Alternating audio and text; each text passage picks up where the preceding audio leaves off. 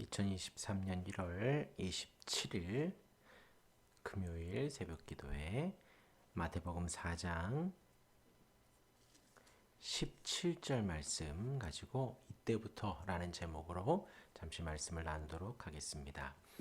어제의 말씀은 예수님께서 요한의 잡혔음을 들으시고 스불론 납달리 지경 갈릴리의 가버나움에 가시는 장면이 나와 있습니다.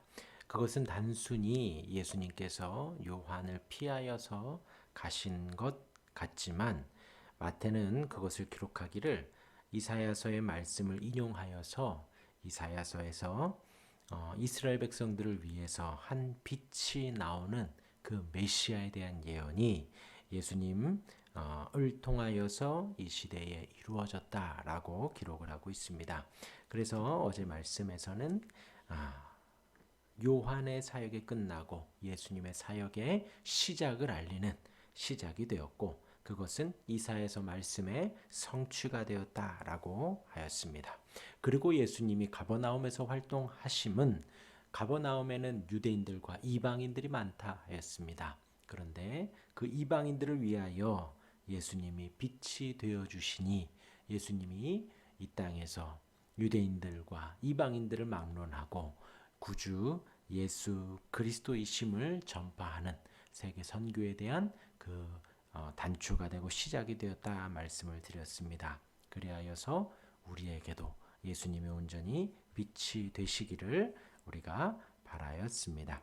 오늘은 17절 말씀으로 잠시 은혜를 나누려고 합니다. 오늘 17절에는 이때부터 예수께서 비로소 전파하여 이르시되 회개하라 천국이 가까이 왔느니라 하시더라 하였습니다. 먼저는 우리가 생각할 것이 이때부터라는 말씀입니다. 이 이때부터라는 단어가 단순히 전치사로 보이지만 마태는 이 마태복음에서 이 단어를 딱 3번 사용합니다. 먼저는 여기 4장 17절에서 사용을 하였고 또 하나는 16장에서 또 하나는 26장에서 사용을 하였습니다. 먼저는 이 17절에서의 이 이때부터는 어제의 그 시작과 비슷합니다. 요한의 시대가 끝나고 이제 예수님의 주도적으로 그리스도의 사역을 시작하는 가운데 이때부터를 기록을 한 것입니다. 예수님의 공생의 사역의 시작, 예수님의 천국 복음을 선포하시는 그 시작, 예수님이 세례를 받으시고 마귀의 시험을 받으시는 그 준비가 끝나고 이제 사역을 시작한다는 그 시작을 알리는 이때부터를 여기에서 기록하였습니다. 또한 16장에서는 예수님께서 제자들에게 물으십니다. 사람들이 나를 무엇이라 하느냐? 제자들이 선지자라 엘리야라 라고 합니다. 너희는 나를 누구라 하느냐? 시몬 베드로가 주는 그리스도시요 살아계신 하나님의 아들이십니다 라고 대답을 하지요. 예수님이 극찬을 하십니다. 그리고 나서 예수님이 하시는 말씀이 이에 제자들에게 경고하사 자기가 그리스도인 것을 아무에게도 이르지 말라 하시니라 하시고 16장 21절에 이때로부터 또 기록을 하고 있습니다. 예수 그리스도께서 자기가 예루살렘에 올라가 장로들과 대제사장들과 서기관들에게 많은 고난을 받고 죽임을 당하고 제3일에 살아나야 할 것을 제자들에게 비로소 나타내시니 제자들의 신앙 고백을 듣고 나서부터 예수님이 이제 예수님의 고난과 잡힘과 죽임과 부활에 대하여서 이때로부터 가르치셨다라는 것입니다.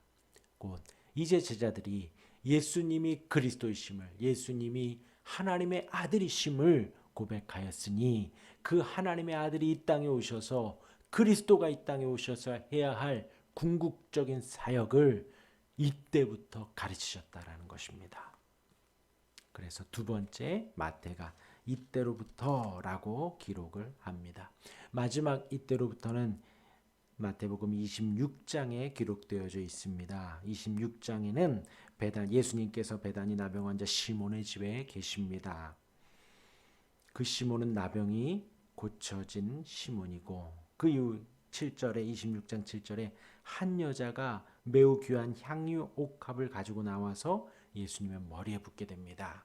이 여인은 나사로와 마르다의 가족인 마리아가 되어집니다. 오빠의 죽음을 경험하고 오빠의 다시 살아남을 경험한 그 마리아가 아무것도 아끼지 않고 예수님의 머리에 향유를 붓습니다.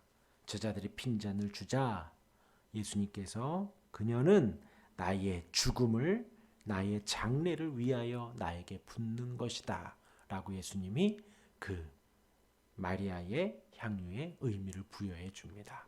예수님의 죽으심을 예고하고 죽으심을 준비하는 여인에 대하여 예수님이 선포를 하자 그때에 26장 14절입니다.